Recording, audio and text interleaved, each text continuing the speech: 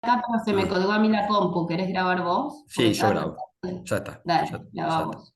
Bueno, bueno, Cristian, muchas gracias, bienvenido. Bien, bien, bueno, gracias a todos ustedes ahí, bueno, y particularmente a Santiago, que bueno, como mencionaba, ya nos conocemos hace un tiempo y venimos ahí colaborándonos mutuamente. Así que, bueno, buenísimo. La idea es entonces esta introducción, esta primera parte, hablar sobre consumo de oxígeno. Le hemos dado un foquito hacia lo pediátrico, ¿no es cierto? Y vamos a mencionar algunas cuestiones generales, ¿no es cierto?, que son importantes y por ahí contarles un par de líneas de investigación en la que nosotros estamos y que nos gustaría también difundir. Bien, entonces, bueno, arrancamos ahí. Una pregunta que se hacía un colega uruguayo hace algunos años atrás, Carlos Magallanes, un tipo ahí que respetamos mucho. Decía, bueno, ¿para qué tipo de actividades estamos los seres humanos bien adaptados? Incluso por ahí hay un pequeño artículo que habla sobre esto, ¿no es cierto? Y pareciera que la evolución y pareciera que todo nuestro desarrollo motor, en comparación a otros animales, no nos prepara muy bien para la potencia, para la fuerza, ¿no es cierto? A pesar de que nos gusta mucho la fuerza, ahora que se vienen acá en Chile los panamericanos. Generalmente en el atletismo lo más esperado es la velocidad, los 100 metros, por ahí alguna posta de 4 por 100, qué sé yo. Pero cuando nos comparamos con algunos animales, incluso nuestro Usain Bolt puede ser más lento que un gato, más lento que un caballo y que un montón de otros animales, pero incluso que un gato y para qué decir que un perro, ¿no es cierto? Y cuando hacemos esta comparación con un chimpancé, somos más lentos, somos menos fuertes y saltamos mucho menos de lo que salta eh,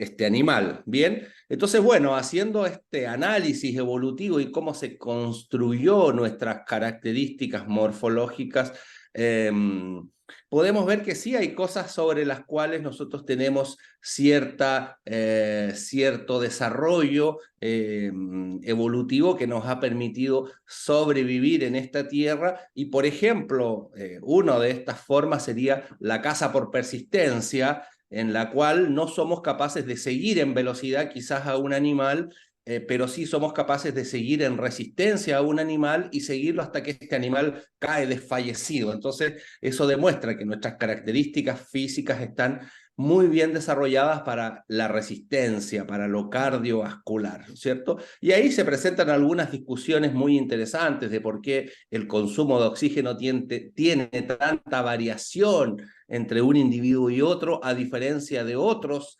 signos vitales.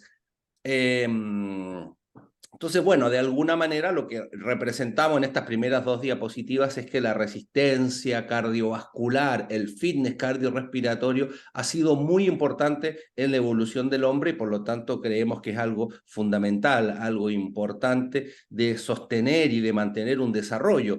En ese mismo contexto aparece toda esta línea de investigación que plantea que el consumo máximo de oxígeno debiera considerarse un signo vital, ¿no es cierto? Pero también ahí aparece esta duda de decir, bueno, si es un signo vital, ¿por qué tiene tanta variación entre un individuo y otro, ¿no es cierto? Y eso, bueno, sería motivo de otra discusión, de otra charla, pero no, nos plantea muchas dudas, ¿no es cierto?, sobre este parámetro denominado consumo máximo de oxígeno. Y bueno, el que describió el consumo máximo de oxígeno de una manera que hasta el día de hoy no se logra superar es Carman Wasserman, ¿no es cierto?, que ya fallecido, quien nos plantea este modelo de los famosos engranajes, de las ruedas de Wasserman que van girando y que representan la integración de la función pulmonar, del corazón y el sistema circulatorio y el músculo. Estos tres engranajes girando, ¿no es cierto?, permitiendo el ingreso de aire en nuestro sistema biológico y este aire que ingresa viene cargado de oxígeno y gracias a la función pulmonar, la actividad cardiocirculatoria y la actividad muscular, logramos utilizar este oxígeno en una serie de tejidos y particularmente en el músculo y en el músculo particularmente en la mitocondria para una vez producida la energía gracias al oxígeno, ¿no es cierto?, a través de los sistemas de producción de energía aeróbico, vamos a entregar CO2 a este mismo sistema para que el CO2 sea eliminado de nuestro organismo. Entonces, lo que hacen los sistemas de valoración de consumo de oxígeno es medir la cantidad de oxígeno que ingresa a partir del aire ventilado y la proporción de oxígeno que hay en ese aire ventilado, y luego censar la cantidad de CO2 que es eliminada. Si eso lo unimos con una serie de variables y vamos haciendo algunas ecuaciones, algunas divisiones, algunos factores, vamos a obtener una serie de datos, una serie de información que generalmente se grafica en 9 paneles, en 9 gráficas propuestas por el mismo autor, que es este mismo Kalman Wasserman, ¿cierto? Entonces, bueno, recordar un poquito algunos estudios, entre esos los trabajos de Steven Blair y colaboradores, que nos han planteado que el riesgo de muerte súbita en hombres y mujeres, para un estudio hecho en Estados Unidos, se podría reducir parcialmente asegurando niveles moderados o altos de fitness cardiorrespiratorio independiente de factores de riesgo, y especialmente en sujetos que ya presenten hipertensión, sobrepeso u enfermos, ¿ya? Entonces, estos enfermos cardíacos, coronarios, estos hipertensos, estas personas con sobrepeso, si tuviesen o si presentaran un consumo de oxígeno adecuado, medio o sobre la media, tendrían una expectativa de vida mayor a la que pueden tener con un consumo de oxígeno más reducido, más limitado, ¿no es cierto? Entonces, bueno, ahí nos puede surgir la duda también en el ámbito de la pediatría, en este ámbito que desarrolla también nuestro amigo Santiago, si la prueba de ejercicio cardiopulmonar puede ser también utilizada en población pediátrica, si es válida, si es posible, ¿no es cierto? Y entendemos que la literatura nos ha dicho que sí, que es un ámbito de trabajo, que es un ámbito de estudio de interés, y que puede ser utilizada tanto en niños con patologías pulmonares, con patologías cardíacas, con patologías metabólicas, como en la población infantil en general. Seguramente el interés mayor de la población infantil, pediátrica general, de las escuelas, de los clubes deportivos, no es la valoración directa de consumo de oxígeno, porque todavía entendemos que es una forma de medición algo prohibitiva, algo exclusiva, ¿no es cierto?, por el costo de los equipos de análisis de gases, y también por la necesidad de personal muy especializado en esta medición. Pero sí existen valoraciones del consumo de oxígeno que se realizan en condiciones masivas, que se realizan sin un analizador de gases, donde se hace una estimación de esta variable, y entiendo que esta mañana van a hablar sobre esta temática también. Entonces, bueno, a partir de eso podemos ver que existen estudios de ejercicio máximo en niños y adolescentes. Recordemos que estamos hablando de alguna manera de esto que se denomina la prueba de ergometría cardiorrespiratoria, ¿ya? Es una ergometría graduada, es una prueba de esfuerzo en la cual se realiza un esfuerzo que va aumentando en intensidad hasta llegar al esfuerzo máximo, y en ese esfuerzo máximo alcanzar lo que se denomina el consumo máximo de oxígeno, que de alguna manera lo describió muy bien Fick en lo que conocemos como la ecuación de Fick, que dice que el consumo de oxígeno es igual al gasto cardíaco, que sería el volumen sistólico por la frecuencia cardíaca, ya multiplicado por la diferencia arteriovenosa de oxígeno. Entonces, si hablamos de volumen sistólico máximo, frecuencia cardíaca máxima, entonces estamos necesitando llegar al esfuerzo máximo, a la máxima frecuencia cardíaca y a la máxima capacidad de volumen sistólico, para encontrar esa máxima extracción de oxígeno por parte de los tejidos y tener como resultado esta idea del consumo máximo de oxígeno, valor que podemos obtener en litros, que sería valor absoluto, y ahí podemos hablar de un niño que puede tener 1,5 litros de consumo de oxígeno máximo versus otro niño de la misma edad que puede tener un consumo máximo de oxígeno de 2 litros. Y entonces, una vez que hacemos esas relaciones y decimos hay un niño que tiene más u otro que tiene menos consumo de oxígeno, tendríamos que preguntarnos para qué está utilizando este 1,5 litros o estos 2 litros de oxígeno cada uno de estos niños. Y cuando decimos para qué, en qué actividades, pero también cuáles son las características morfológicas, estructurales de cada uno de estos niños.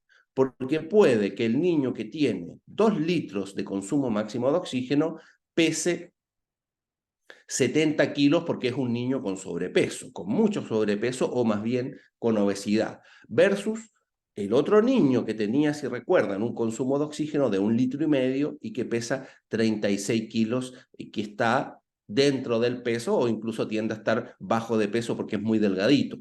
Entonces, la ecuación que tendríamos que hacer sería transformar los litros a mililitros y dividirlo por el peso de cada uno de esos niños y nos daríamos cuenta que en valor relativo el niño que originalmente tenía menos consumo de oxígeno absoluto termina teniendo un mejor consumo de oxígeno relativo. Para dar un ejemplo, el niño que está dentro del peso o incluso tiende a estar bajo de peso, termina teniendo un consumo de oxígeno relativo de 46. Y el niño que está con obesidad y que tenía 2 litros de consumo de oxígeno, al dividirlo, al multiplicarlo por 1,000, para transformarlo en mililitros y dividirlo por el peso, termina teniendo un consumo de oxígeno relativo de 28. Entonces, claramente hay una diferencia relativa en favor del niño que está dentro del peso, digámoslo así. Bien. Los estudios de ejercicio máximo en niños y adolescentes, ¿no es cierto?, verificado por Rowland y colaboradores, son muchos y se han realizado en diferentes condiciones, en diferentes países, por diferentes autores, ¿no es cierto? Acá hay una serie de estudios que podemos ver, estudios holandeses, estudios canadienses, en Estados Unidos, en Turquía, en el Reino Unido, nuevamente en Holanda, ¿no es cierto? Y vemos niños que son estudiados de diferentes edades, desde niños muy pequeñitos, de 4 a 5 años, que ya pueden quizás subirse sobre un treadmill, sobre una cinta, ¿no es cierto?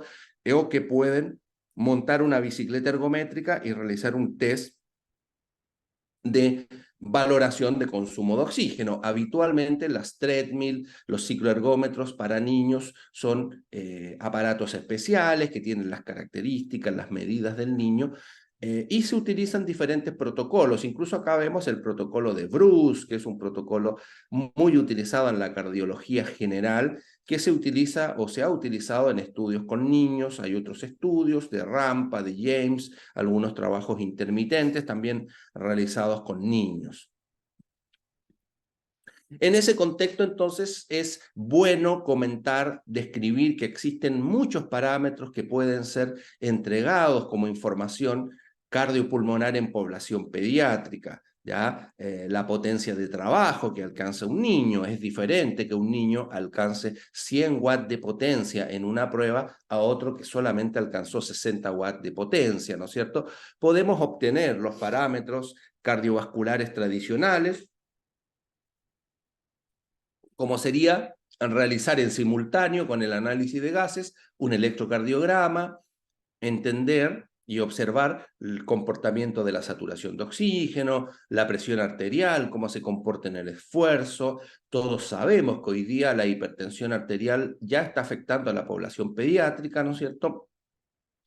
Pero también podemos medir los parámetros ergoespirométricos, donde podemos medir el consumo de oxígeno, la producción de CO2, el volumen de CO2, podemos medir las presiones finales de expiración en la boca de oxígeno, presiones finales de expiración en la boca de CO2, que lo que tratan de entregar o de traducir es cómo está la cantidad, la presión de oxígeno y la presión de CO2 en los capilares, en las arterias capilares, no sé, en los capilares arteriales.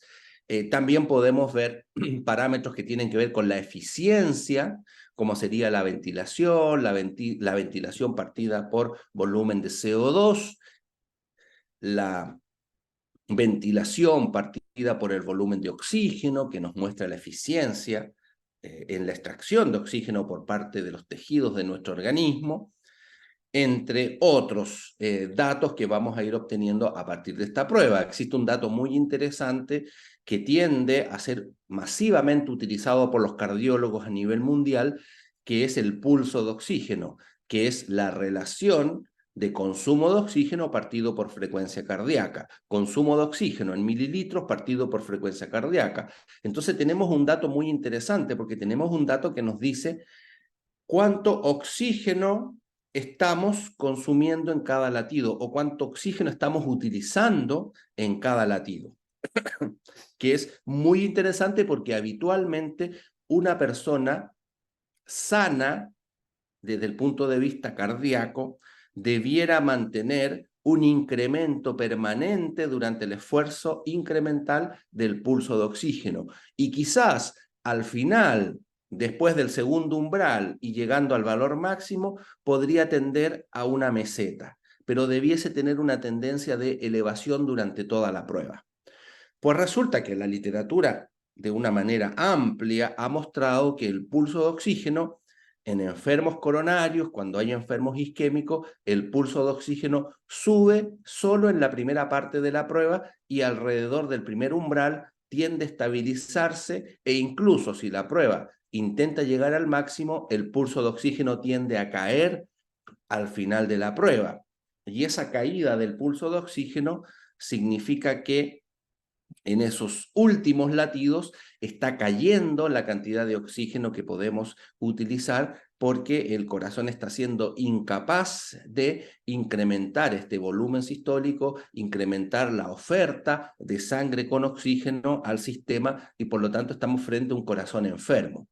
Entonces, hoy día hemos visto trabajos muy interesantes de gente con la cual hemos podido hacer algunas colaboraciones, el doctor Alejandro Belenguer, que trabaja en rehabilitación cardíaca en el Hospital de Toledo, en España, que nos ha mostrado muchos trabajos de pulsos de oxígeno que, como yo les digo, después del primer umbral se aplana o incluso tiende a bajar, el sujeto es revascularizado y se le vuelve a tomar la prueba después de esta revascularización y el pulso de oxígeno vuelve a subir buscando un comportamiento relativamente normal. Y es una prueba, una valoración muy sencilla que requiere el consumo de oxígeno, colocar una mascarilla y un analizador de gases más un aparato de frecuencia cardíaca. Bien. Entonces, bueno, la otra pregunta sería ¿qué tipo de protocolos podemos utilizar? Ya vimos que existen estudios que han utilizado protocolos tradicionales de adultos, como por ejemplo el protocolo de Bruce, pero en una línea de investigación europea, conducida por Tim Taken, que es un holandés que se ha dedicado al estudio de los consumos de oxígeno, de la ergoespirometría y del esfuerzo físico en niños, un autor muy interesante. Si alguno tiene interés en esta línea de trabajo, recomendamos el nombre de este autor, Tim Taken, ya por ahí va a estar la referencia en unos segundos, lo pueden buscar porque además dan cursos regularmente, cursos online, reciben pasantes en Holanda, en su centro, ¿ya? Y tienen algunos textos y estudios muy interesantes. Bueno, este grupo de Tim Taken nos muestra una serie de protocolos, como el protocolo de McMaster, en cicloergómetro, donde se determina la carga a utilizar por parte de los niños en relación con la estatura que estos alcanzan, entendiendo esta característica individual del niño de tener muchas veces un crecimiento acelerado, un crecimiento retrasado, un mayor desarrollo, un menor desarrollo, y a partir del crecimiento longitudinal se podría determinar entonces la carga de trabajo a utilizar con estos niños, ¿bien? Según su estatura.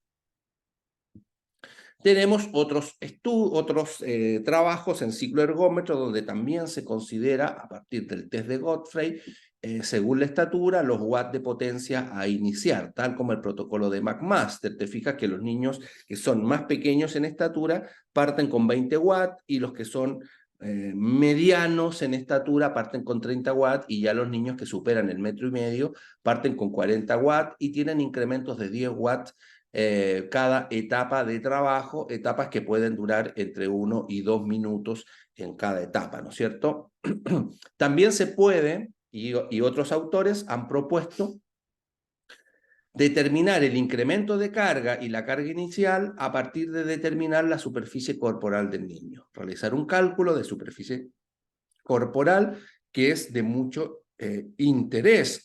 La superficie corporal nos va a indicar cuántas zonas tienen que ser irrigadas, cuántas zonas tienen que utilizar el oxígeno durante el esfuerzo físico, ¿ya? De hecho, esta relación, ¿no es cierto?, de aumento de tamaño longitudinal, pero luego también el crecimiento que no solo es longitudinal, porque muchas veces utilizamos los parámetros de crecimiento longitudinal para entender cómo crece un niño. El niño medía 1,30 m y hoy mide 1,40 m. Bueno, ha aumentado 10 centímetros, pero también ha aumentado su volumen completo, ¿no es cierto? Aumentando su superficie total y aumentando el volumen. Y eso es lo que genera una diferencia muy importante que nosotros tratamos de resumir de alguna manera como una mayor eficiencia en comunicación, en transporte de oxígeno en los niños versus los adultos. Y ahí surge una teoría muy interesante, ¿no es cierto? Bueno, podemos ver acá el peso de un adulto, 85 kilos, el peso de un niño, 25 kilos. La estatura, 1,83 m el adulto, 1 m el niño. Superficie corporal en centímetros, ¿no es cierto? 210 centímetros cuadrados el adulto y 79 centímetros cuadrados el niño, hecho el cálculo de superficie corporal. Si hacemos una relación entre el área, ¿no es cierto?, y la masa, que sería el peso, ¿no es cierto?, y el área de superficie, podemos ver que en el adulto la superficie corporal entra en una relación matemática solo 2 puntos, o el peso más bien dicho, el peso entra 2,47 veces sobre la superficie corporal y en cambio en el niño el peso entra más de 3 veces sobre la superficie corporal. Entonces, este cálculo matemático, esta razón, nos permite entender una gran eficiencia en el transporte de sustancias de este niño y particularmente una gran eficiencia en el transporte de oxígeno, ¿ya? Por lo tanto, lo que ocurre cuando crecemos es que perdemos eficiencia en este transporte de oxígeno, ¿ya? Y por lo tanto, este niño es muy eficiente en su sistema aeróbico, mucho más eficiente que el adulto. Y ahí aparece la teoría que se las lanzo y que, bueno, los que tengan interés probablemente la pueden leer, buscar, analizar en más detalle. La teoría es que los niños no serían menos eficientes en el sistema anaeróbico láctico, sino más bien que serían tan eficientes en el sistema aeróbico que tardan y requieren menos acción del sistema anaeróbico láctico, y por eso que este sistema tendería a tardar en consolidar o en ser utilizado principalmente. Pero el motivo que los estudios hayan mostrado que cuando comparamos niños con adultos, los adultos tienen o producen más lactato que el niño, es porque el niño retarda más la aparición del lactato porque es más eficiente en el sistema aeróbico, ¿ya? Y es un lío ahí meternos a discutir esto, pero es muy interesante y habla de la eficiencia aeróbica. De hecho, para muestra, un botón. Ahí podemos ver cómo estos grupos de niños y jóvenes en la medida que van creciendo, que van aumentando en grupos, ¿no es cierto? Ahí podemos ver el grupo 1, que son los niños más chiquitos, grupo 2 ya va creciendo, el grupo 3 adolescentes y el grupo 4 ya podríamos hablar de adultos. Entonces, en la medida que van creciendo los niños de entre los 4 y los 21 años, va aumentando su nivel de presión arterial también, o sea, la presión arterial sistólica es cada vez más alta, ¿ya? Es porque somos menos eficientes, ¿ya? En este transporte de sustancias, hay más resistencias periféricas, ¿ya? Entonces, bueno, vamos perdiendo esta eficiencia. Hay un montón de diferencias observadas, ¿no es cierto?, entre niños y adultos. Esto lo vamos a pasar porque esto está disponible en muchos lugares, ¿no es cierto?, como hay diferencias. Los valores promedios de absorción de oxígeno en niños y niñas sanas, ahí tenemos algunos valores, ¿no es cierto?, promedio. En treadmill es un poco más alto el consumo de oxígeno que en cicloergómetro por la cantidad de músculos implicados.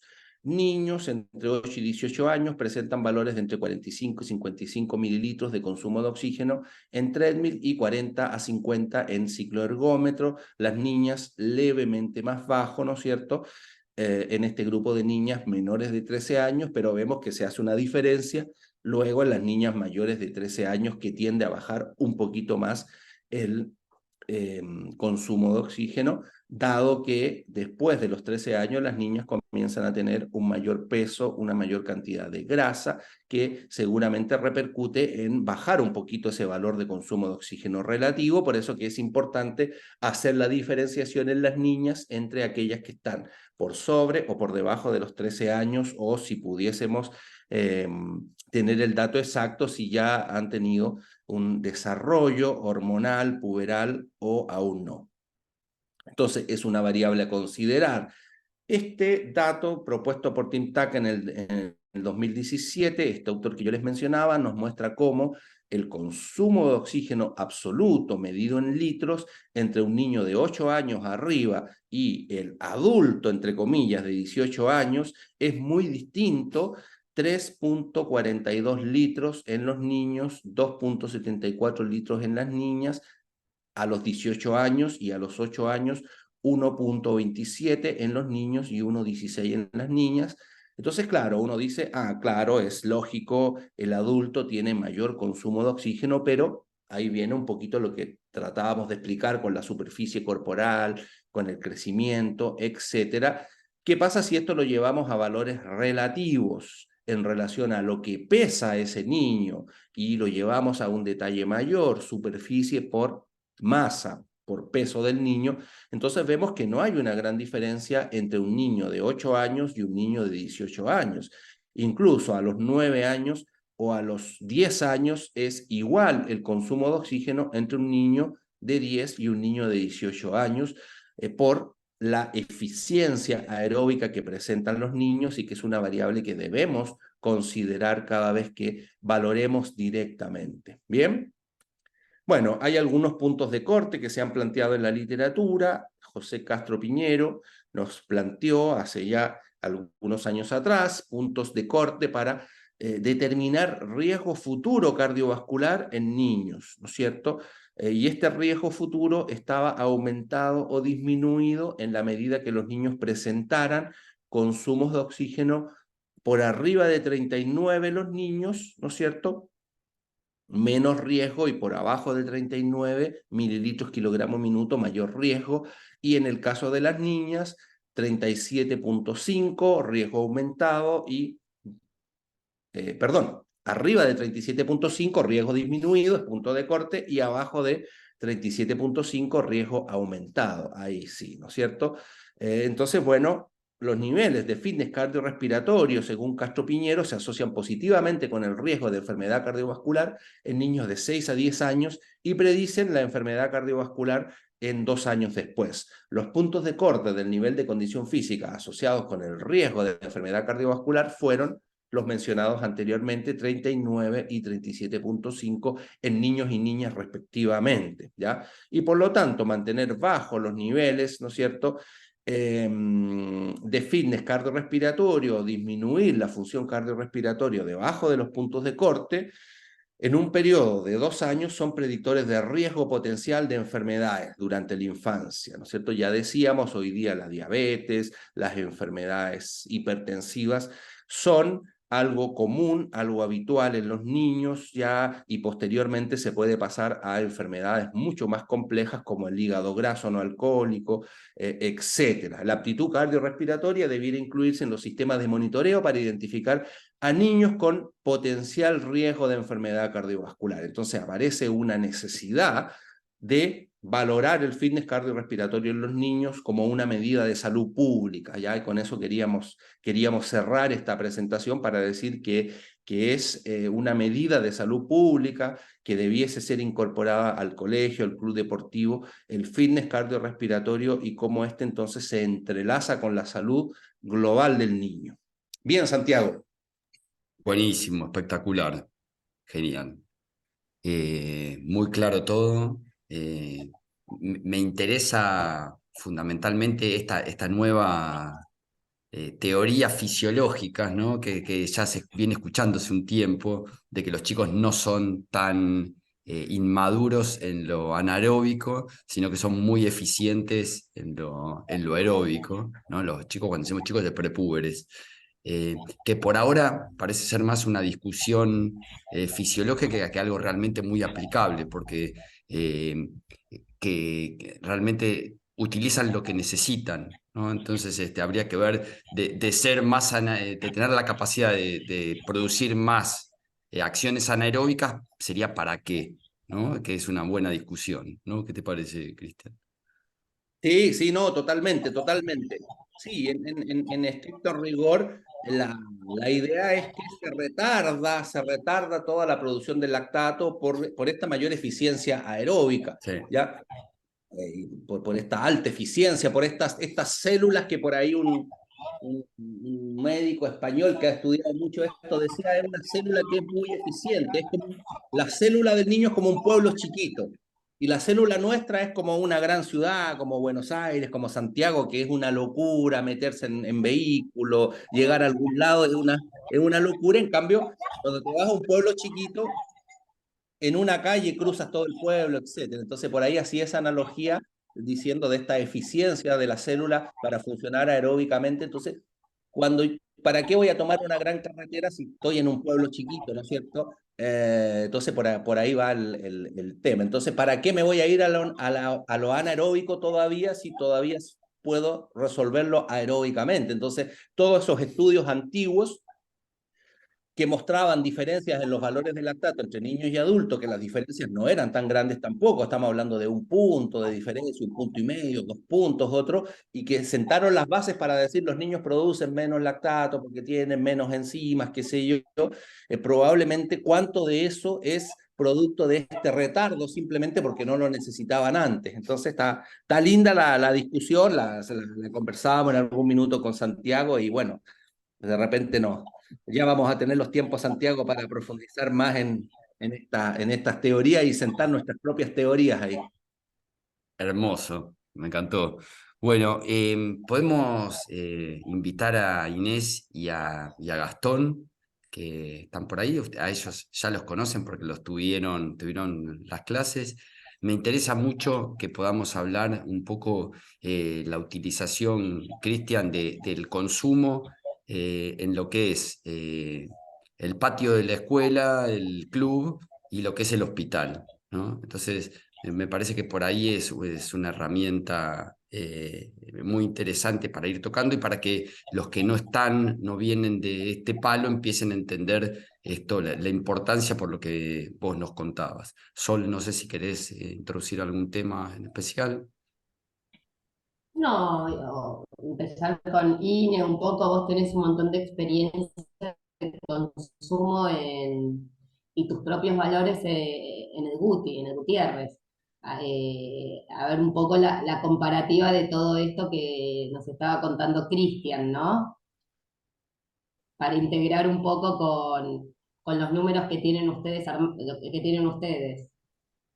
Bueno, obviamente nosotros nos focalizamos en hacer en niños cardiópatas, con diferentes cardiopatías, pero para poder hacer en niños con diferentes cardiopatías, primero hicimos un grupo de normales, porque la verdad que la máquina, o sea, los consumos de oxígeno no están seteados para chicos, le exigen muchísimo a un chico, que por ahí no lo llega a alcanzar.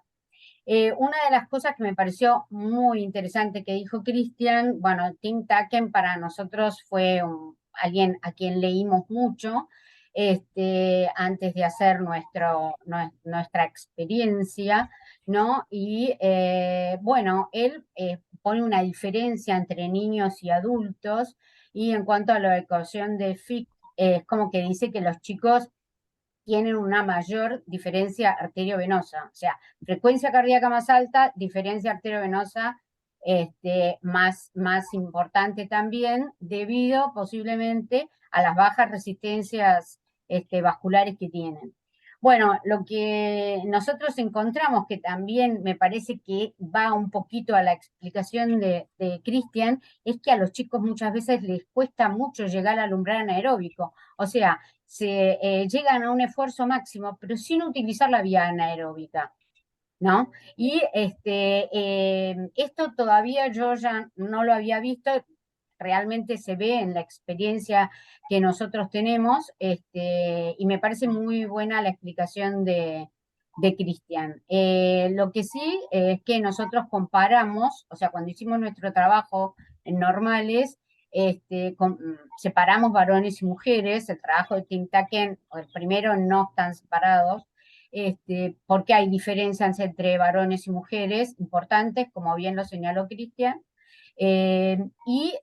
tomamos niños prepuberales y niños puberales, porque el empuje puberal y el desarrollo muscular que tienen los chicos en este momento hace que el consumo de oxígeno en litros por minuto aumente muchísimo. Cuando uno, como bien dijo Cristian, lo divide por los kilogramos de peso, obviamente eso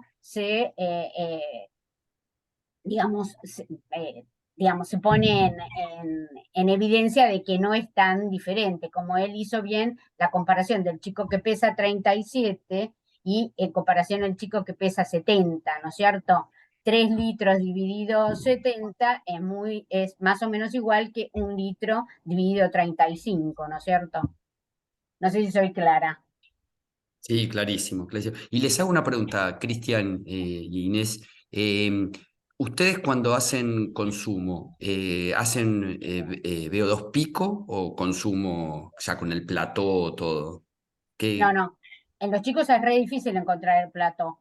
Conclusión, hacemos consumo pico y lo comparamos con nuestros predichos y también en el libro de Wasserman, en el trabajo de Cooper, que tiene una fórmula, ¿no?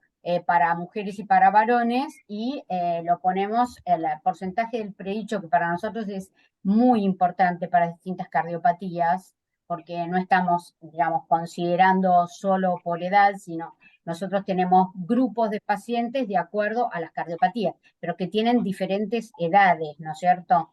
Entonces, el porcentaje del predicho cobra mucha importancia, ¿no? Bien. Porque me saca de la ecuación este, eh, la edad de la persona, porque la pone dentro del el consumo, digamos, el porcentaje del predicho. Saca que el hecho de que sea mujer o que sea varón, es mucho mejor el porcentaje de predicho, y lo dicen así todos los que hablan de consumo de oxígeno, cardiopatías congénitas en los distintos trabajos. ¿Y eso lo usás contra la referencia que hicieron inicial de no cardiópatas, digamos? Claro, O, sí. la cosa es así, o sea, en adultos, o sea, la cardiopatía congénita se asemeja a lo que tiene, a los valores de la insuficiencia cardíaca, ¿no es cierto? Lo que se usa para insuficiencia cardíaca. La insuficiencia cardíaca en general te dice que una persona está bien si tiene 20 mililitros kilo minuto, ¿no? Si tiene 20 mililitros kilo minuto o más, está normal. Si tiene 14 o menos, está ya en insuficiencia cardíaca, ¿no es cierto? Bueno, eso con una mujer de 30 y pico de años o 40 y pico de años como tenemos nosotros, que por ahí tiene una serie operada, por ejemplo, si tiene 20, quizás tiene el 80% del predicho. Entonces no podemos tomar el mililitro kilo minuto, sino por eso se toma el porcentaje del predicho.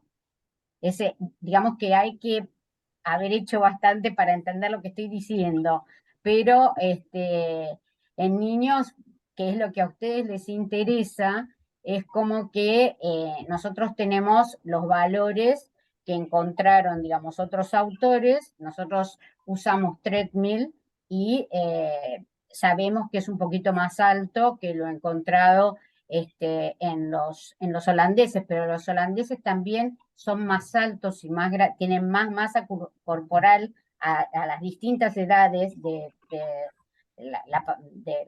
digamos, de la pediatría de los niños, y bueno, y con eso compensan. Más o menos los números son iguales, Y, los nuestros, que con el resto del mundo. y te hago una pregunta, de otros servicios, ¿te piden consumo? Pacientes oncológicos, pacientes respiratorios, ¿te piden consumos? Los respiratorios a veces sí, pero oncológicos no. Ah, En realidad casi todos los libros que hablan de consumo de oxígeno lo hacen en todas las distintas enfermedades, ¿no es cierto? Lo hacen en enfermedades de tejido conectivo, lo hacen en enfermedades respiratorias, por supuesto. Yo siempre quise trabajar con los de respiratorio del hospital, pero la verdad que en el hospital estamos saturados de pacientes. Entonces, bueno, no pude trabajar codo a codo, que era lo que me hubiera gustado. Nos lleva muchísimo tiempo y no damos abasto para la cantidad de las cardiopatías congénitas que tenemos, y más que nada lo usamos también para definir, digamos, distintos procedimientos. O sea, un chico, por ejemplo, que está operado de una tetralogía de Fallot y viene bajando el consumo de oxígeno que tenía antes, ¿no? Y tiene más insuficiencia pulmonar y es necesario cambiarle la válvula. O sea, para este tipo de cosas lo usamos más que nada, además de para los controles generales, que es requete importante, porque se va viendo contra uno mismo. O sea, vos podés comparar contra los demás y la misma patología, pero también es importante comparar contra el mismo chico. Y si yo lo mando a entrenar, va a ser más, ¿no es cierto? sí. Entonces, el valor entrenamiento es muy importante. Nosotros ahora lo estamos viendo. En el próximo Congreso de Cardiología se va a hablar no sé si saben, la patología más grave, digamos, es el ventrículo único, que se corrige con una operación que se llama Fontan-Kreuser. Y bueno, está visto de que hay chicos que tienen más del 80% con esa patología, cuando el promedio mundial es 60-62% más o menos, y se llaman Super Fontan, en los cuales la actividad física que han realizado estos chicos desde que son chicos hasta que son adultos es un valor fundamental, lo mismo que la ausencia de obesidad. Aparte, por supuesto, la patología previa, que esa no la podemos modificar. O sea, un chico que tiene una patología más grave, más compleja, siempre va a tener más problemas que uno que tiene una más simple, dentro de la complejidad que llegan a esa solución quirúrgica, digamos. Perfecto, buenísimo. Lo invitamos a Gastón a sumarse, que debe estar por ahí. ¿Dónde está el Hola, amigo? buen día, ¿cómo andan? ¿Cómo le va? ¿Cómo anda? Bueno, acá andamos. Muy bien. Bueno, me alegro, Gastón.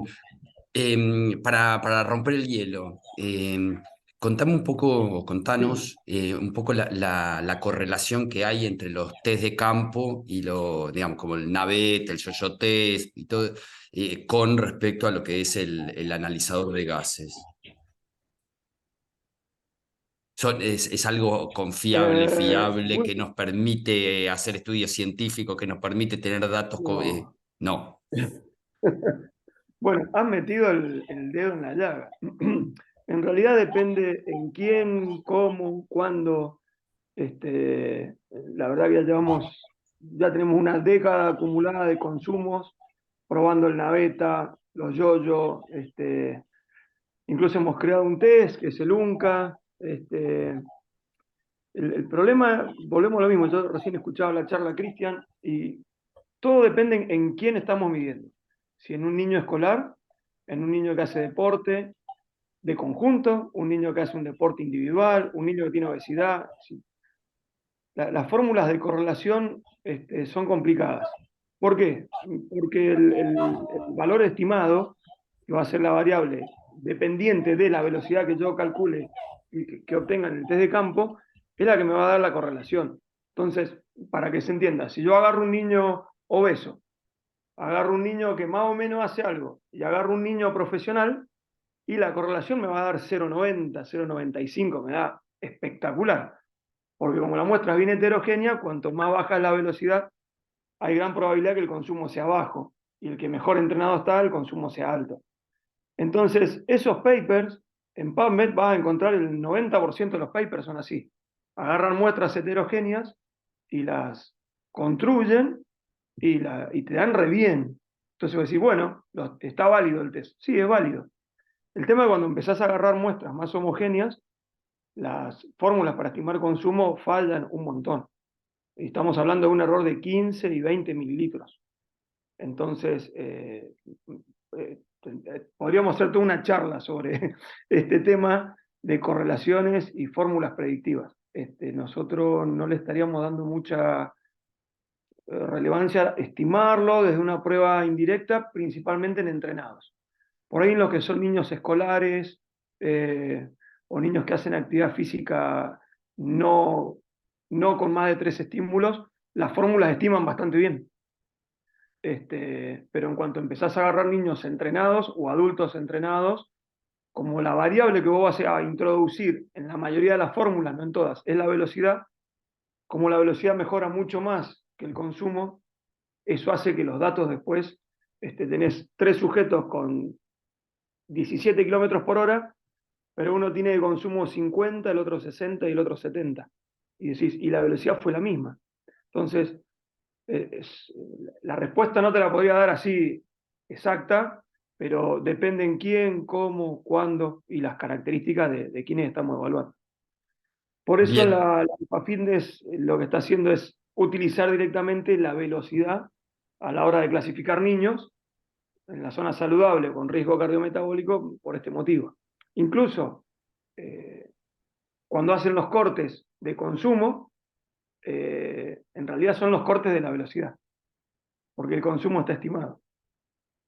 Bueno, no sé si respondí o compliqué la espectacular. cosa. O sea que en este espectacular. O sea que en este caso, si alguien quiere llevarlo a la práctica, tiene que usar velocidad y no la predicción del consumo, Claro, ¿no? Sí, sí, sí, hay un mm, proyecto, alguien quiere empezar a evaluar niños escolares. sí, El parámetro a utilizar es la velocidad. es la velocidad. Es la velocidad y me tomo 2 minutos y explico Sí, una cosa. obvio, obvio. Nosotros, después que hicimos el primer paper en el 2014, se generaron 2 corrientes, como los que están del lado del consumo y los que están del lado de la velocidad. ¿Qué es lo que pasa? Que si empezamos a comparar entre nosotros, a ver, el test aplicable escolarmente es el NAVET. Eso ya no hay dudas. ¿Sí? Hay un arsenal de papers de que lo demuestran, tanto acá en Argentina como fuera de Argentina. El tema es que el consumo hay que medirlo. No nos gusta estimarlo. Sabemos que entramos en un error y que puede ser o muy pequeño o muy grande. Entonces, ¿qué pasa? Hay mucha bibliografía armada en consumo. Entonces, empezaron a haber 2 corrientes, los que están del lado de la velocidad y los que están del lado del consumo. 2 corrientes en el buen sentido, no que están peleados entre ellos. Si uno empieza a rever los trabajos después del 2016, 2017, de Tonkinson, de Ols, de Leger, de Cazorla, que son los que han armado las tablas de referencia a nivel mundial, ellos también se han dado cuenta y han empezado a esconder un poco el dato, porque como toda su base bibliográfica estuvo basada en consumo y se empezó a trabajar mucho sobre la velocidad, ellos empezaron a decir, busquen el percentil 75 para clasificar a partir del consumo entre saludable y no saludable. Claro, cuando vos te vas a ver el percentil 75 en estas tablas de a nivel mundial, coincide con los puntos de cortes de velocidad que nosotros venimos trabajando y que las crea Silva, no las creamos nosotros. Entonces, es mucho más fiable, porque aparte es la variable independiente a la hora de medir.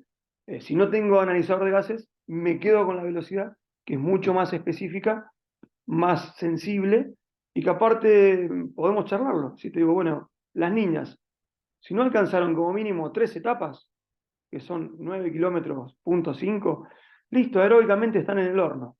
Y los varones, 4 etapas, arriba de 10 kilómetros. Es fácil. Podemos tener un lenguaje, un japonés, un alemán, un canadiense y nosotros.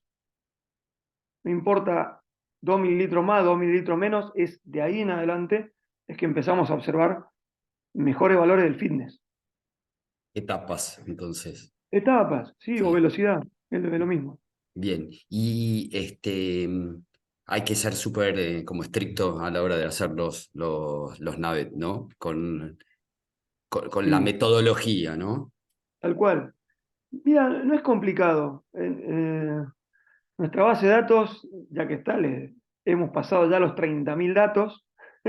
Eh, hemos medido con niños que en su vida les han hecho un test aeróbico, se los hemos explicado, le hemos puesto un corredor, si son muy chiquititos, y lo entienden perfecto, no hay ningún problema. ¿Un No corredor es es una liebre el que les va marcando un poco el tiempo? ¿O claro, sí? Bien. sí.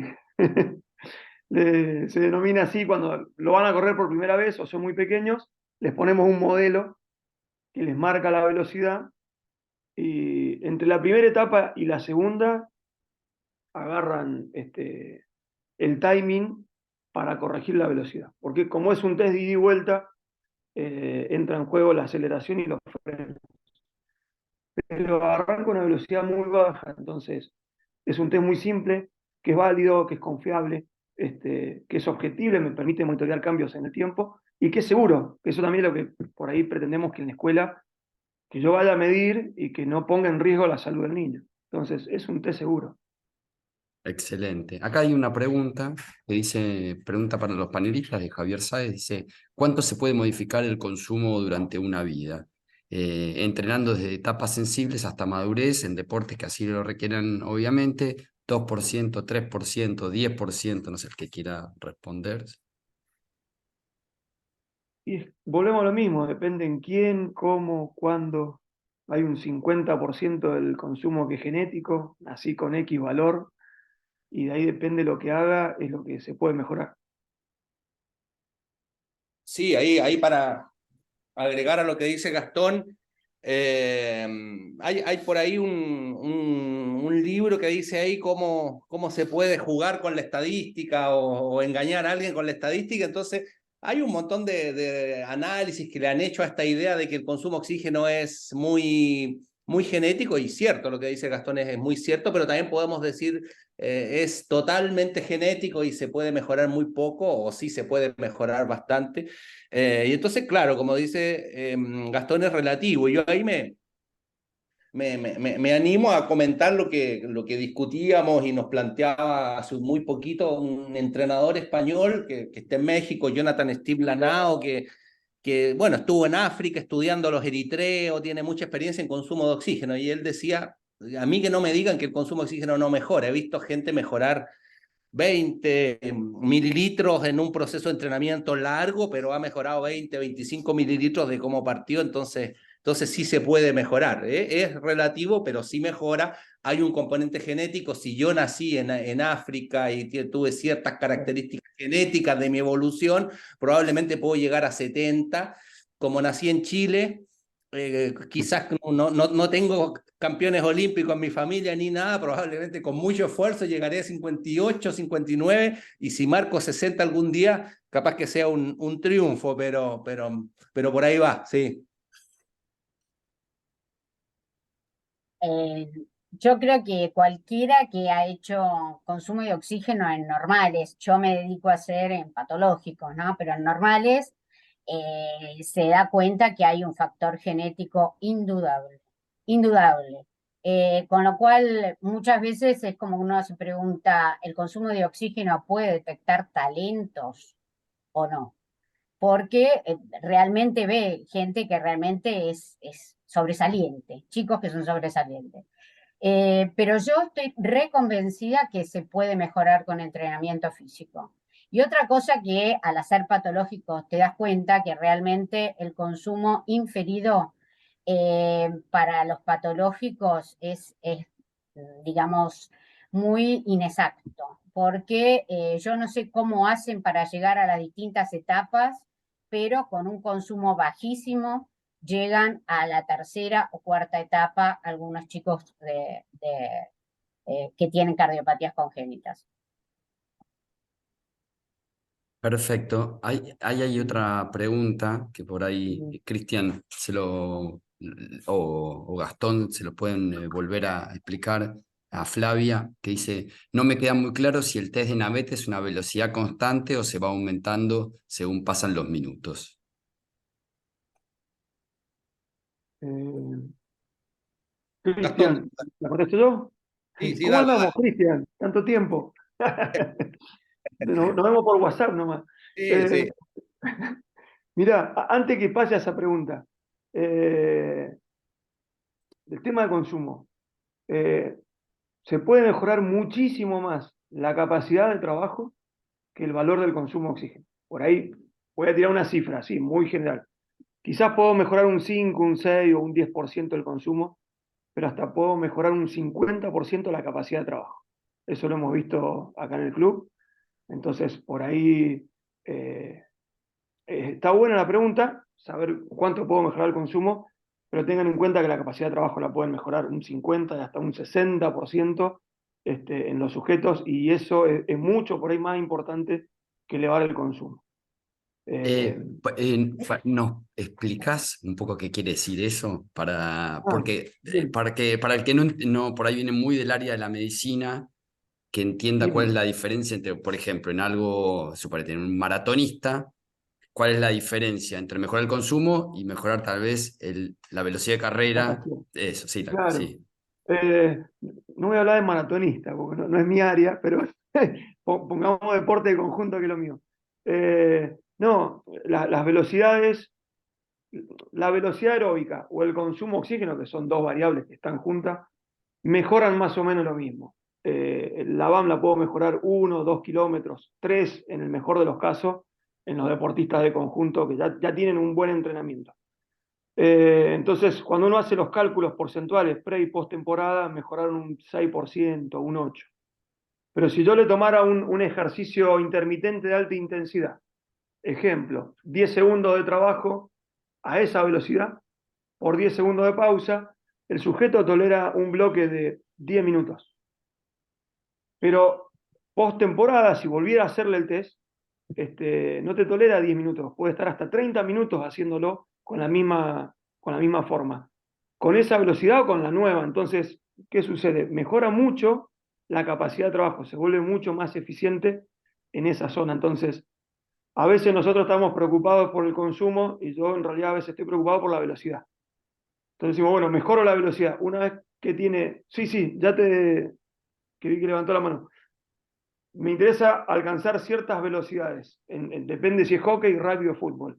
Cuando ya tengo esa velocidad que sé que va a ser competitivo mi deportista, me empieza a interesar que su entrenamiento tenga calidad. Que tenga calidad quiere decir que pueda tolerar más tiempo los ejercicios de alta intensidad. Y esto es muy permeable, mejora mucho. Incluso en los niños. Cuando recién Cristian hablaba de que la modalidad del ejercicio aeróbico es lo ideal en los niños, yo le agregaría sí, pero no confundamos correr continuo, sino que los niños tienen que correr a intensidades altas, que sean dentro de la modalidad aeróbica, pero que sea de alta intensidad. Chau, las entradas en calor corriendo esos 10 minutos como si estuviera variando un caballo. No, alta intensidad, no les va a pasar nada dentro de la parte aeróbica. Eh, Y lo del Navet. sí, y ahí Adrián había levantado la mano. Ahí, Sí, pero respondo lo de Mira, Navet y. no, dale. me lo respondiste, me parece, porque Ah, quería preguntar si la capacidad de trabajo vos entonces la podías monitorear a través de la velocidad y por la resistencia. Y me imagino que sí, con lo que Sí, dijiste al último. sí. Incluso, por ejemplo, este ejercicio de 10 por 10 en la pretemporada lo arranca a 16 kilómetros por hora. Pero cuando termina la postemporada ya no lo hace a 16, te lo hace a 17, y en vez de tolerarlo 10 minutos, te lo tolera 20 minutos. O sea, te mejora un poquito la velocidad a la que lo hacía, pero el trabajo lo duplica, entonces mejoró un 50% la capacidad de trabajo. Y eso pasa en todos los sujetos. Vamos al Navet, así no lo hablo. El Navet, la carga es constante, pero es media mentirosa, porque la velocidad arranca a 8,5 y cada 1 minuto aumenta medio kilómetro por hora el test. Entonces es de carga incremental constante. ¿Cuál es la trampa? Que como el test se hace bajo un recorrido yendo y volviendo en 20 metros, tanto la velocidad inicial como la final es 0. Por lo tanto, no corre a una velocidad estable. Tiene que acelerar, frenar, llegar con el sonido, cambiar de dirección, acelerar y frenar. Ese pico nosotros lo tenemos medido en todas las etapas. Por lo general aumenta, si la primera etapa es a 8,5, alcanza valores de 8,7, 8,9, dependiendo qué cosa. Los niveles de fuerza del niño y la técnica para acelerar en el test. Tengan en cuenta, yo siempre lo aclaro, el test original de esto es el test de Montreal, que es continuo, y cuando Leyer quiso ir a medir a las escuelas, se dio cuenta que en las escuelas no hay pistas. Entonces lo adaptó para hacerlo en una galería o en un patio, y ese es el motivo por el cual hoy lo usa todo el mundo. Entonces, porque aclaro esto porque a veces se le critica este ida y vuelta, pero el ida y vuelta fue resolver un problema práctico. Entonces, es de carga incremental, constante porque no tiene etapas, pero cuando miro la velocidad no es estable, es un test que acelera y desacelera, dentro de un rango de velocidad. Perfecto. Ahí Cristian Sí, levantó la mano. sí, un par de cosas ahí aprovechando para que no se arranque la idea. Dentro de lo que plantea Gastón, que estoy ahí muy de acuerdo en utilizar el parámetro de velocidad, ¿no es cierto?, en los chicos, etcétera. Y luego también yendo a lo que nos planteaba la doctora Inés, existe un parámetro que tiene un pequeño cuentito, a ver si lo cuento.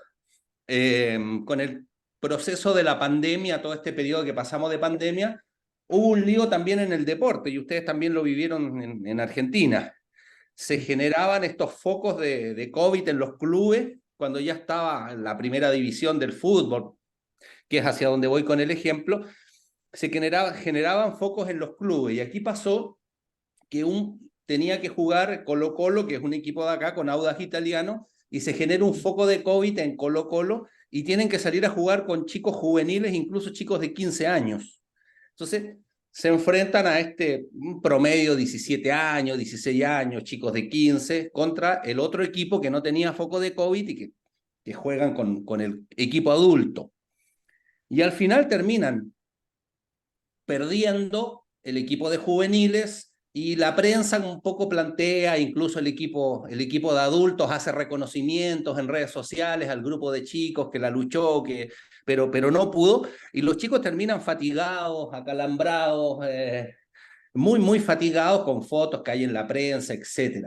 Entonces ahí nosotros, que veníamos haciendo un trabajo en fútbol joven y que veíamos valores de consumo de oxígeno más alto que los valores de consumo de oxígeno promedio de los jugadores profesionales, en los chicos nos dijimos, bueno, ¿cuál es la explicación de esta gran fatiga de los juveniles?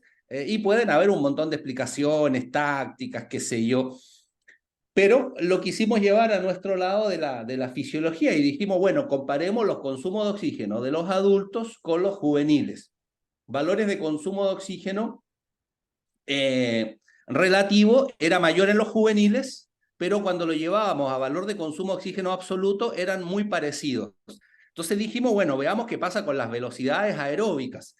Y resulta que las velocidades aeróbicas eran mejores en los adultos. Y entonces dijimos, bueno, tiene que haber un parámetro que nos permita medir esto de una manera un poquito más exacta, y llegamos a un cálculo que se llama eficiencia muscular, que se puede hacer cuando tú haces una prueba de consumo de oxígeno. Y lo que tienes que hacer es ver el trabajo desarrollado, ya sea en cicloergómetro o en treadmill.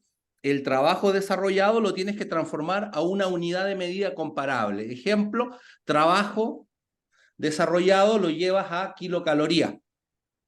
Y luego el consumo de oxígeno alcanzado, que también lo llevas a un mismo parámetro para que sean comparables, kilocalorías. Y te da un resultado, numerador, denominador, te da un resultado que es el porcentaje de ese consumo de oxígeno, qué porcentaje se transformó realmente en trabajo mecánico, ¿ya? Entonces, ahí puedes realmente comparar. Y cuando hicimos un estudio que está próximo a salir publicado en estos días, donde comparamos un grupo de jugadores juveniles versus un grupo de jugadores adultos, la eficiencia muscular en la prueba es mucho mejor en los futbolistas profesionales y es más baja en los juveniles, que alcanzan mejor consumo de oxígeno, ¿ya? Entonces es un dato interesante para calcular, se mete una fórmula en una planilla Excel y con el consumo de oxígeno y los watts de potencia alcanzado o la velocidad alcanzada en el test que hayas utilizado, calculas la eficiencia muscular de una prueba de ergometría. Y está en la línea de esto que se plantea y es muy interesante porque ahí te puedes dar cuenta que muchas veces modificas esta eficiencia muscular y no modificas el consumo de oxígeno o viceversa, o ambos parámetros mejoran o ambos parámetros empeoran en el caso del desentrenamiento, etc. Entonces es bien interesante. Eso nosotros lo hicimos en un trabajo que está publicado también, el calcular la eficiencia muscular en jugadores paraguayos que hicieron todo el periodo de desentrenamiento de la pandemia y perdieron mucho consumo de oxígeno, pero no perdieron mucha eficiencia muscular. Entonces ahí tienes un dato. ¿Por qué? Porque seguramente en casa saltaban, hacían algunas cosas musculares, pero no corrían, entonces no hicieron consumo de oxígeno.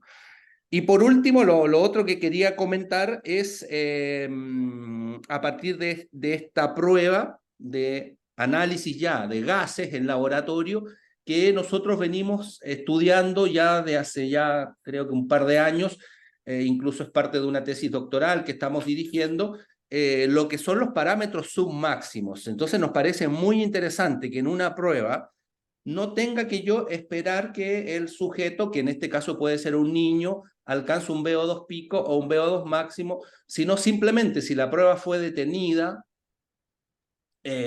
antes de alcanzar un criterio de maximalidad, que los datos me sirvan igual. Y existen muchos parámetros submáximos que están presentes en la literatura y hay muchos estudios. Lo que nosotros hemos hecho es juntarlos todos en un índice. Existe el consumo de oxígeno en primer umbral, que la literatura plantea que es tan fuerte en cuanto a su relación con la salud como el consumo máximo de oxígeno. O sea, que tú tengas un consumo de oxígeno en primer umbral arriba de 11 como punto de corte, está relacionado con salud, calidad de vida, mejor respuesta ante una cirugía grande, con muchos estudios clínicos que plantean que debiésemos tener, ojalá, un consumo de oxígeno arriba de 11, pero no en máximo, sino en primer umbral. Y por debajo de 11 ya la respuesta y la posibilidad de tener un mal resultado clínico es mucho mayor, aumenta. La clase ventilatoria que se consigue en el primer umbral prácticamente también se puede valorar. Hay una gráfica que se llama OWES, que es la pendiente de eficiencia del consumo de oxígeno, que es una relación logarítmica que se hace, pero que los equipos de consumo de oxígeno te la dan. Existe también un punto que se llama el punto óptimo cardiorrespiratorio, que es el minuto más bajo de la ventilación partida por consumo de oxígeno, y que si tú mides ese minuto más bajo, también tienes puntos de corte planteados en la literatura con estudios muy interesantes sobre esa temática, el pulso de oxígeno, cómo se comporta el pulso de oxígeno entre el primer y el segundo umbral, que ya lo mencionábamos hace un ratito. Así que también hay una línea muy interesante de investigación sobre lo que ocurre en la parte inicial de una prueba máxima, cosa que si no llegaste al máximo o si tienes dudas no importa, porque puedo analizar muchas más cosas que ocurrieron a nivel submáximo, así que también lo planteo ahí como una idea interesante. Perfecto. Pues sabemos que Inés se tiene que ir, así que hago una mini pregunta antes de que te vayas, Inés. El limitante a la hora de la evaluación intrahospitalaria, ¿es de recurso humano, de tecnología, de falta falta de espacio? ¿Cuál es el limitante para...? Porque sería tan interesante tener esas herramientas, ¿no? Como para ver condición física en diferentes patologías que da lástima, digamos, ¿no? El limitante es el tiempo, por supuesto. Hay un Bien. solo equipo y se tarda para hacer cada una de las pruebas y nosotros tenemos un montón de pacientes que lo necesitan. Ese es el limitante. Eh, Qué sé yo, la verdad que habría que aumentar los horarios, cosa que el hospital no lo permite. Bueno, hay un montón de trabas que pone el hospital bueno, que hacen que la cosa sea así. Ahora, le quiero preguntar a Cristian una cosa que nosotros vimos después de post pandemia, ¿no? Nosotros, digamos, se usa mucho el OWES también en cardiopatías congénitas y lo que vimos post pandemia es que, digamos, la tendencia del consumo que marca el OWES era superior, que siempre es igual, ¿no? Al consumo máximo. Era superior, por ejemplo, el OWES me daba un 70% y el consumo máximo era un 60 o 50 y pico por ciento del predicho. Que si es como que la persona se había desentrenado tanto en la pandemia, esa es la sensación que yo tengo, ¿no? A ver qué piensa Cristian, que él podría haber hecho mucho más si se lo estaba marcando el OWES, pero en realidad se agotó mucho antes. A ver qué me contesta.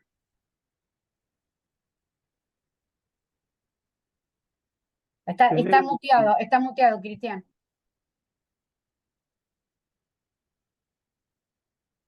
Ahora sí, ahí sí. Sí, perdón. Sí, está re buena la idea, la pregunta. Yo envié como apoyo un trabajo que nosotros publicamos hace poquito sobre estos parámetros submáximos que les planteo ahora, justamente en un grupo de octogenarios fue en el periodo de desentrenamiento asociado a la pandemia. Eran gente mayor de 80 años que hacía ejercicio de manera regular, pero que pasaron estas casi 2 años de no hacer actividad física porque tenían que estar en casa, población de riesgo, etcétera, y nosotros los tomamos cuando vuelven a hacer actividad física. Y les aplicamos un protocolo submáximo que era trabajar hasta donde en la gráfica o en las gráficas nosotros creíamos que se estaba alcanzando el segundo umbral y ahí la prueba se detenía.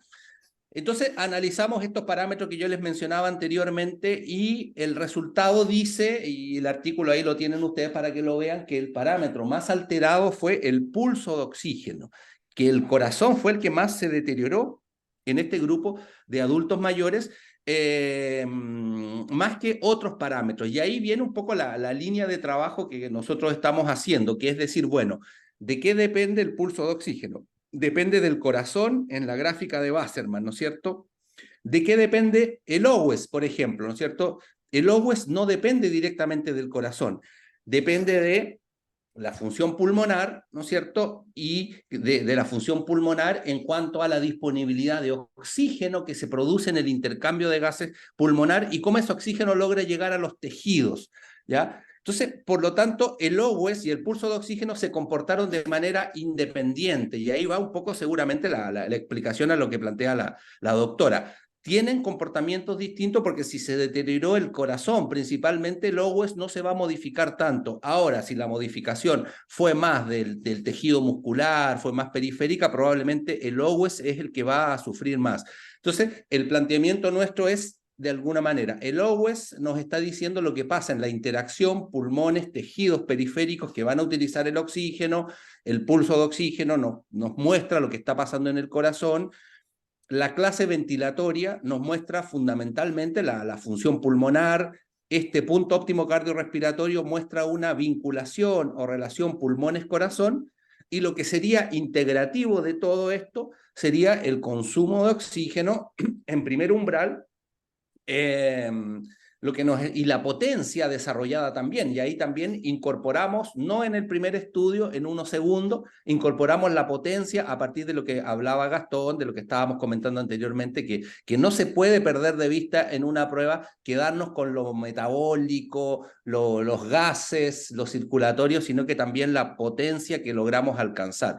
Entonces yo creo que por ahí va en lo que estamos haciendo hoy día, un poco planteándole a la doctora, en la independencia que tienen estos parámetros muchas veces. Algunos son de integración, pero otros parámetros nos están mostrando lo que está pasando en ciertos sistemas, en ciertas zonas, en ciertas áreas, y ahí utilizamos la gráfica de Wasserman para decir esto es más de corazón, esto es más de pulmón, esto es de pulmones tejidos, esto es de corazón pulmones en integración, y esto es integración de las 3 gráficas de Wasserman, que nos podría permitir entender desde el punto de vista clínico un poquito más quizás lo que pasó con una terapéutica, con una estrategia farmacológica o lo que pasó con un desentrenamiento. Buenísimo, muchas gracias, Cristian. Bueno, Inés, si te tenés que ir, te liberamos así podés cumplir con los compromisos. Muchas gracias por estar. Muchísimas gracias por invitarme y la verdad que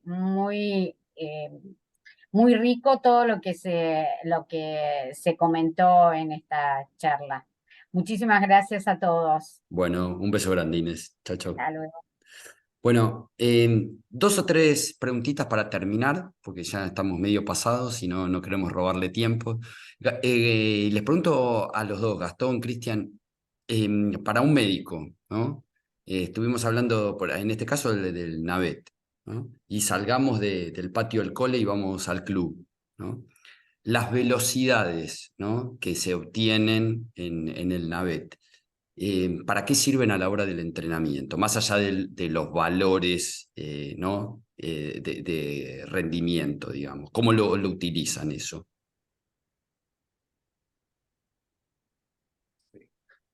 Gastón, bueno, aquí tengo que confesar que de velocidades aeróbicas y de los test estoy aprendiendo de Gastón, lo vengo leyendo ya hace un tiempo, estoy utilizando, y por eso Gastón decía que estamos conectados vía WhatsApp, porque estoy utilizando el test de Gastón, el UNCA test, lo estoy utilizando en las selecciones chilenas de fútbol femenina y juveniles, así que bueno, estoy aprendiendo de Gastón, así que no me animo a responder mucho porque de alguna manera estamos con maestro discípulo, así que... No, esto es intercambio, acá no hay maestro de nadie. Mira, las velocidades,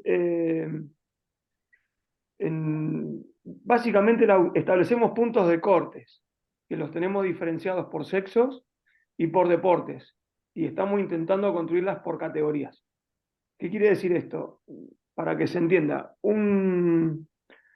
una nena o un nene que ya está en ER5, independientemente de su edad cronológica, perdón, si juega al hockey y debería tener una velocidad de 14 en el caso de las nenas, 13, 14, y en los varones 15, 16.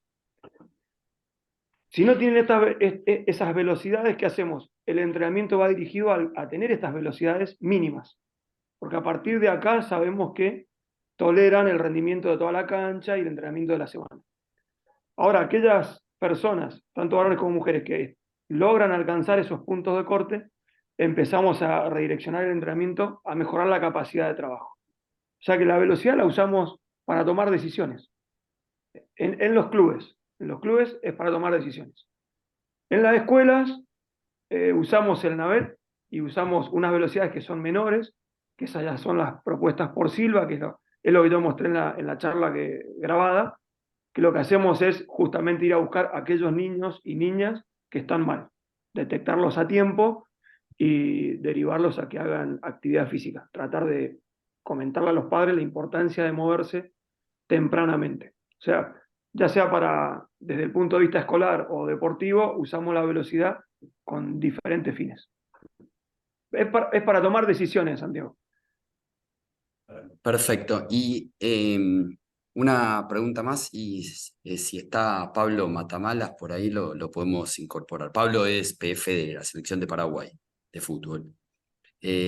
a la hora de tomar estos test, ¿tienen que ser específicos del deporte? ¿En el ámbito, en la cancha, con botines, con zapatillas?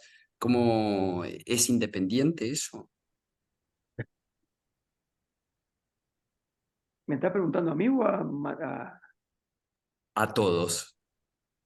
Pero vos me has hecho dos preguntas, dos o tres, que es para meter el cuchillo al fondo. Y así se hace. Eh, Soy como el Fantino de la ciencia del Soy deporte. Fantino. Vos me estás diciendo, no. Mira, para mí no existen los test específicos. A ver, esto es re discutible, no tengo la verdad absoluta. Yo simplemente lo que digo es que a la hora de fraccionar cargas, ¿cuál es el indicador que usa el preparador físico? Un porcentaje de la velocidad que sitúa al deportista entre el 90 y el 100% del consumo, porque esa es la zona donde los deportistas entrenados mejoran. Ese indicador de carga es la velocidad aeróbica o la velocidad final alcanzada de un test. Yo sé que es muy gustoso los test intermitentes, que tengan pausa, que tienen ida y vuelta. Eso no lo hace específico. Para mí no lo hace específico. Incluso tenemos un montón de información que hemos demostrado que no es así. Entonces, sea cual sea el test, el PF, ¿qué es lo que hace? Acomoda la carga para meterlo en esa zona de trabajo. Yo por ahí suelo decir, miren, el PF que tiene mucha experiencia, dale cualquier test que sabe cómo ponerlo a su atleta en la zona de entrenamiento que él quiere.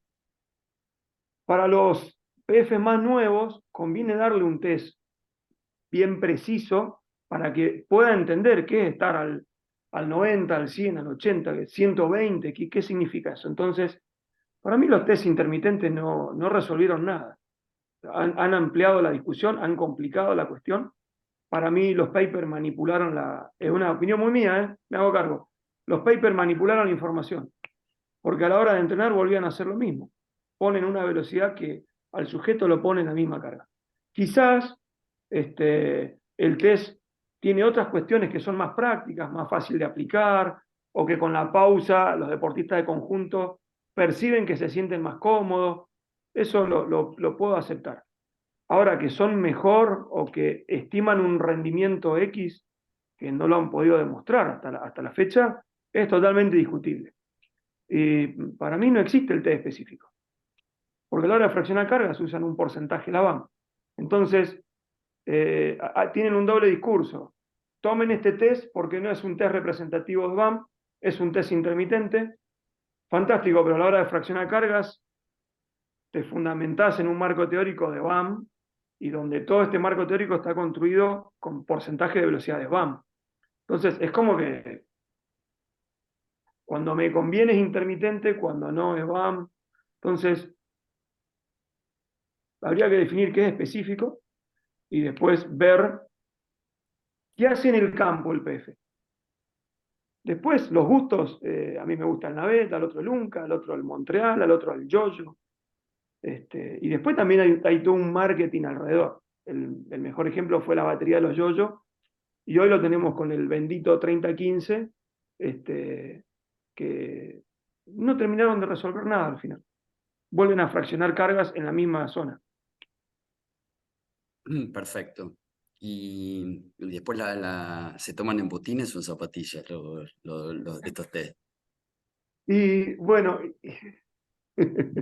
mira, si el entrenamiento con carreras, a ver, depende en quién, ¿no? Cuando estaba trabajando en rugby, cuando venían las carreras intermitentes, los jugadores me pedían 5 minutos antes para cambiarse las zapatillas y no correr con botines, porque ya habían estado una hora haciendo un trabajo muy duro. Entonces, bueno, si mi deportista las carreras intermitentes las van a hacer con botines, lo tomo con botines. Si el entrenamiento va a ser con zapatilla, se toma con zapatilla.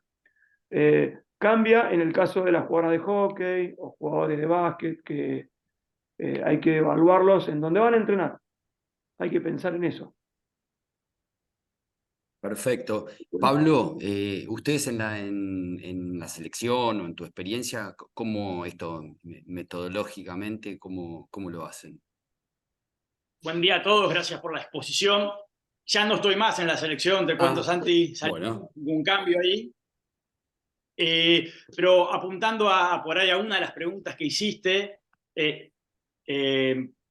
simplemente decir da mucho para hablar, por ahí si es yo, si es Navet, si es un continuo, si es específico o no, creo que es...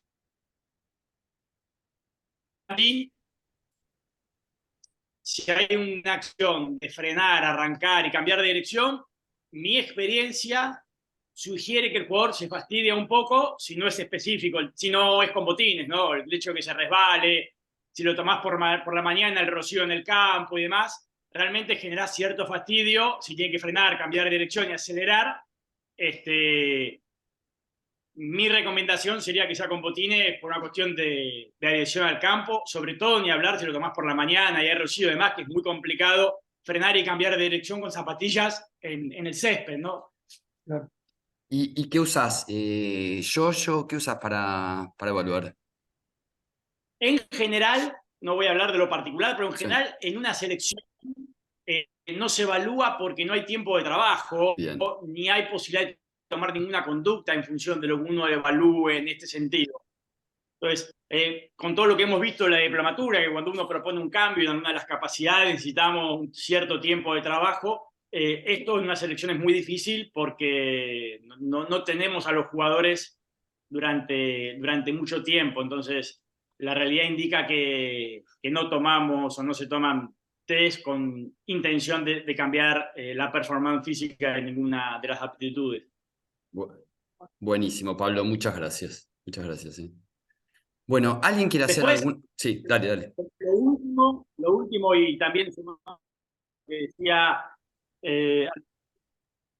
no, yo creo que más allá del test que se tome, lo que nos tenemos que poner de acuerdo es qué hacemos después, qué conducta tomamos, cómo entrenamos, qué entrenamos, sobre qué velocidades entrenamos. Por ahí nos matamos, nos rajamos las vestiduras viendo qué test tomamos, en lo cual todavía no hay unificación de criterio, pero lo más importante a la hora de entrenar es qué entrenamos, qué hacemos, durante cuánto tiempo lo hacemos, con qué método lo hacemos, con qué frecuencia lo hacemos y qué cambio biológico vamos a obtener a partir de eso. Entonces, el test es un dato puntual en un día puntual y depende cómo llegó el jugador ese día y hay un montón de cuestiones que podemos hablar. Pero lo más importante es qué hacemos después en el día a día. Perfecto. Cristian. Sí, no, bien breve, pero un poco contar la experiencia de esta incorporación del Lunca Test ahí. Nosotros veníamos haciendo con juveniles, principalmente estamos más enfocados en el fútbol joven, un poco también por lo mismo que plantea Pablo, ¿no es cierto? En el equipo, el primer equipo, selección mayor, etcétera. Hay muy poco tiempo para evaluar, creemos que debiera haber más tiempo, pero bueno, es otra discusión, ¿ya? Pero lo hacemos en juveniles y veníamos haciendo la prueba tradicional en cinta, 8, 10 kilómetros por hora, cada minuto 1 kilómetro por hora más, hasta el máximo, etcétera. Y lo hacíamos obviamente en cinta, con caminado, con zapatillas, en un laboratorio, lo sacábamos de sus condiciones, etcétera. Y cuando yo buscando info, etcétera, llego al test de Gastón, que en algún minuto lo había leído hace muchos años, pero hace muy poquito lo vuelvo a leer y por ahí veo una explicación en un paper que dice, bueno, es lo más parecido a la prueba que se viene haciendo en cinta. Entonces digo, bueno, si esto se puede hacer en campo. Ahí también viene una cuestión particular. Teníamos un equipo de análisis de gases portátil. No todo el mundo va a tener un analizador de gases portátil, por costo, por un montón de cosas. Teníamos, entonces dijimos, bueno, entonces no hagamos más la prueba en cinta, hagamos la prueba en campo porque tenemos además un protocolo que está aprobado, que está validado, que se puede seguir validando, que da lo mismo, que son las mismas velocidades, pero lo podemos hacer en campo con la ropa de fútbol, con la zapatilla de fútbol, con las condiciones del fútbol. Nos pasaba mucho que los chicos nos decían es que en la cinta le tuve miedo al final porque pensé que me iba a caer, un par se tropezaron, el otro día con la selección femenina, cuando después tomamos el test de UNCA, nos confiesa la preparadora física que ella no quería tomar nunca más un protocolo en cinta porque se le cayó una chica y casi quedó fuera de una competencia porque se raspó la rodilla, se generó. Entonces, nos dimos cuenta que además produjo un efecto en las chicas, psicológico, en el cuerpo técnico, de más confianza, y de alguna manera uno ahí también se aprovecha, uno ya tiene sus años, ya es medio viejo zorro, entonces yo le decía a los dirigentes del fútbol, ven, lo que estamos haciendo estamos trayendo lo mejor del laboratorio, pero se lo ponemos en la cancha, con la ropa de fútbol, en la cancha donde entrenan, con el equipo de laboratorio, pero puesto en la cancha, etcétera, y están todos felices con eso. Entonces, se dan un montón de circunstancias. Entonces, también hay que ver las variables externas, cuáles van a ser las variables externas mejores. Entonces, por ahí va. Buenísimo. Bueno, muchísimas gracias. ¿Te puedo agregar una cosa, Sí, Santiago? Yo obvio, sé obvio, que podríamos obvio. estar charlando toda la mañana acá. Pero hay un detalle que Cristian comenta, y es que el mismo sujeto, cuando vos lo medís en la cinta y lo medís en campo, el consumo de oxígeno es el mismo, pero la velocidad aeróbica es diferente. Y acá es donde viene el problema de los test. La mayoría de los test han sido validados en la cinta con una velocidad de campo. Está bien, la mayoría de los test tenían como objetivo estimar el consumo. Entonces, cuando nosotros fabricamos el UNCA 2007, lo que primero hicimos fue la manera tradicional, medir el UNCA en campo y compararlo con la BAM de cinta. ¿Por qué construimos el test? Porque la bibliografía te dice que la BAM se toma en un protocolo de 1 por 1. Y como no había ningún test 1 por 1, nos vimos obligados a hacerlo. La tesis original no era construir un test. Es más, estábamos usando el Baneval. Como encontramos diferencias, dijimos, bueno, es el protocolo. Entonces, hacemos 1 por 1 en campo, 1 por 1 en cinta. Los consumos son casi idénticos, pero las velocidades son diferentes. Entonces dijimos, la miércoles, acá pasó algo que no lo teníamos en cuenta. Estamos hablando 15 años atrás. Y hasta el día de hoy todavía vemos papers que se publican que hacen cosas en la cinta y lo extrapolan al campo. Y es un error.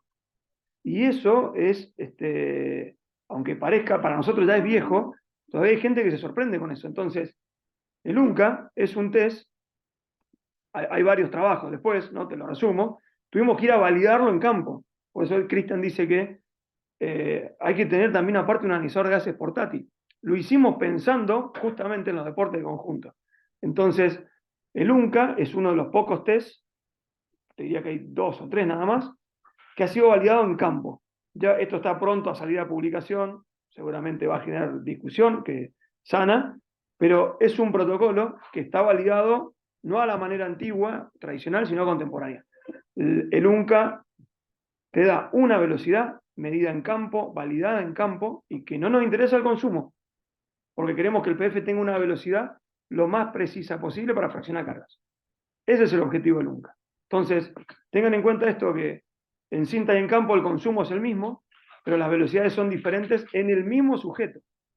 Cambia la fisiología y la forma de mirar las cosas. Cuando yo lo escuchaba recién a Cristian hablar de los diferentes umbrales, BT1, todo se mueve, las velocidades te mueven todo eso. Entonces, ¿qué hicimos nosotros? A partir de ahora, todo lo que está en cinta, lo leemos poco y nada.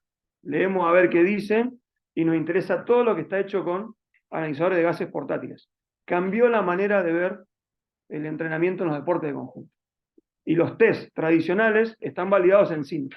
Entonces, es complejo la discusión. Es simple, pero es compleja.